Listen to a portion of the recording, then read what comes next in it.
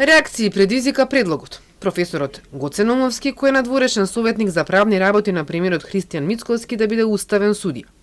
Додека партиите се препукуваат кој го партизира судството, во јавноста се наметна и дилемата не за неговите квалификации, туку околу прашањето за независноста.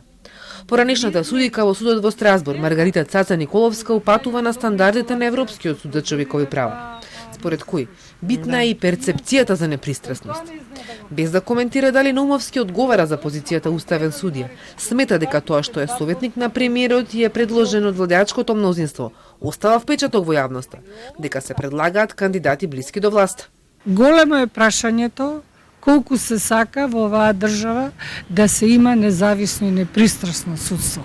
Она што се напаѓаше цело време на сегашната опозиција, во суштина сега се прави истото тоа. Самата позиција како советник упатува на овој стандард за кој што ви зборува и мислам дека државата, особено во оваа ситуација, кога имаме толку многу поплаки на непостојање на независност и непристрасност за судството, треба многу повеќе да се внимава.